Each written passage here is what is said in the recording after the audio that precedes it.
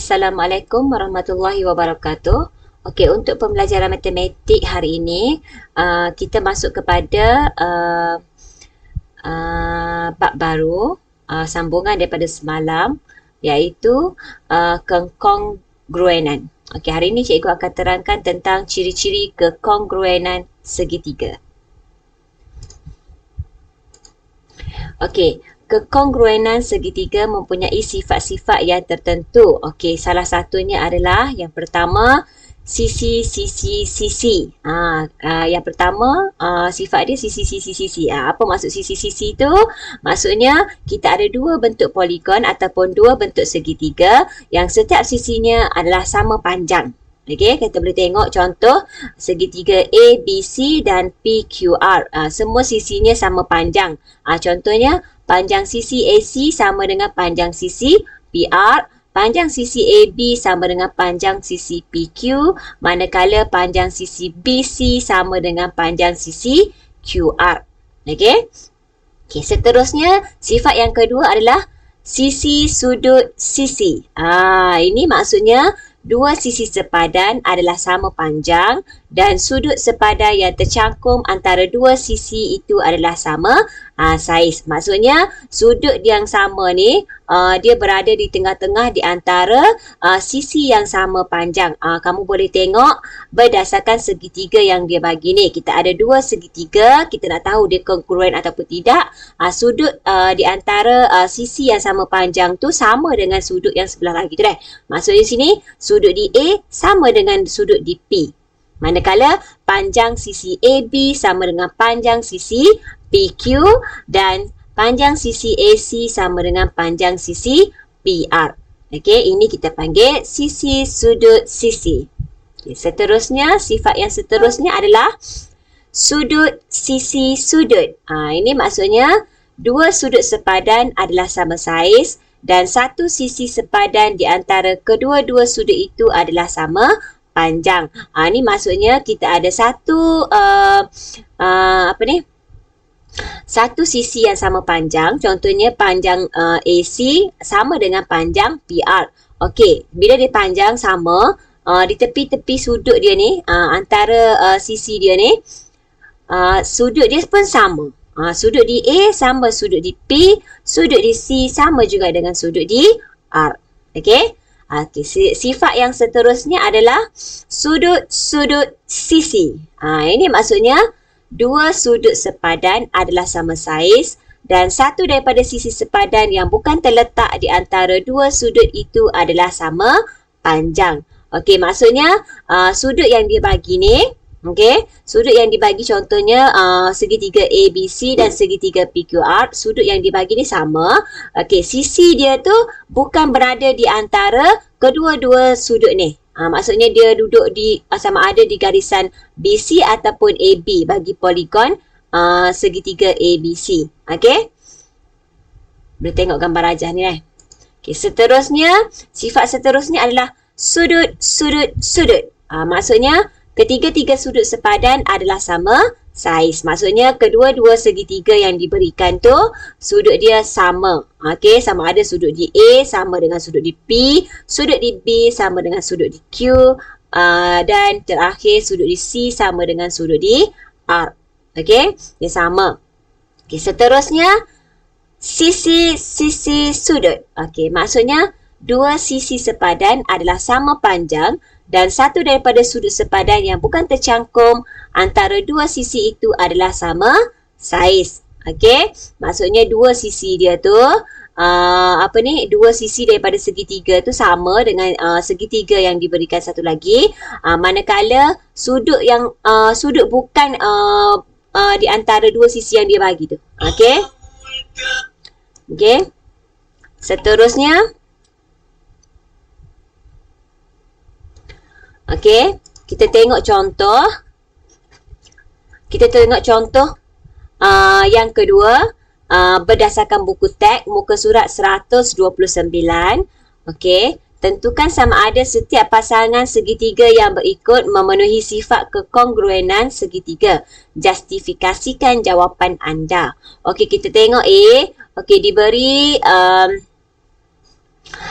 Panjang sisi 10 cm, 6 cm dan satu lagi 10 cm dengan 6 cm. Okey, kalau tengok di sini 25 darjah sudut di sini. Okey, kalau tengok sini A ni, untuk A objek ni segitiga kedua-dua bagi segitiga ni tidak kongruen. Okey, kenapa?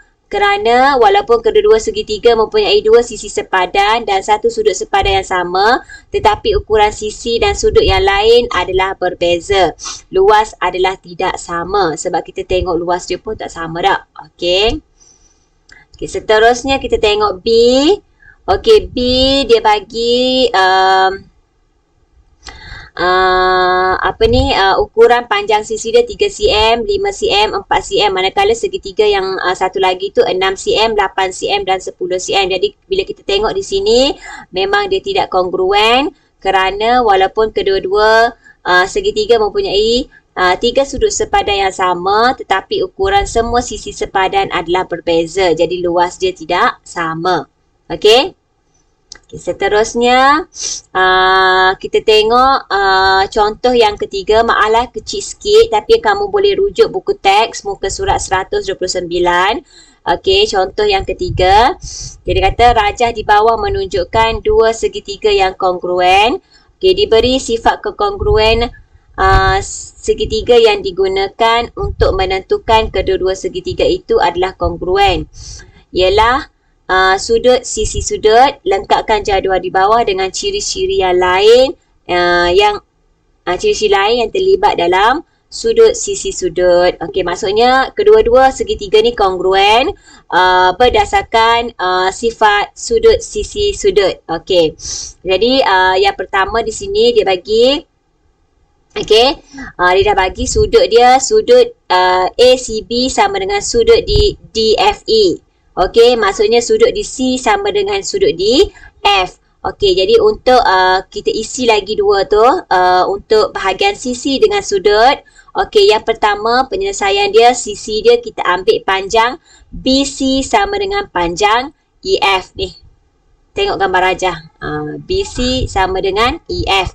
Manakala sudut yang satu lagi tu sudut ABC sama dengan sudut DEF, di mana sudut B sama dengan sudut DE. Okey, DB sama dengan DE. Ataupun kita boleh juga guna panjang sisi kita ambil AC sama dengan DF. AC sama dengan DF, panjang sisi DF. Manakala sudut kita ambil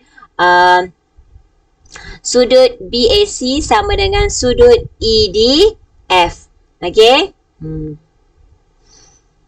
Okey, seterusnya contoh 4, muka surat 130 berdasarkan buku teks. Okey, dia kata di sini rajah di bawah menunjukkan satu segitiga EFG.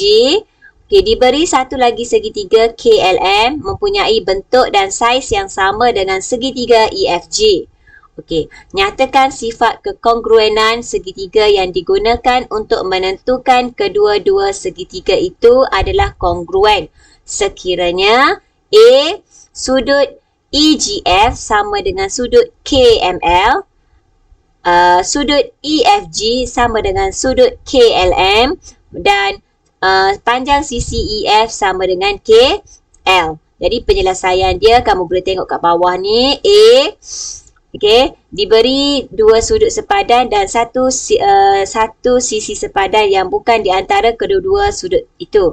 Oleh itu sifat kekongruenan segitiga ialah sudut-sudut sisi. Dia bagi dua sudut yang sama dan satu sisi. Jadi bila kita nak lukis gambar rajah bagi segitiga KLM, macam inilah bentuk dia. Okey. Okey, seterusnya okey, soalan yang sama, soalan B.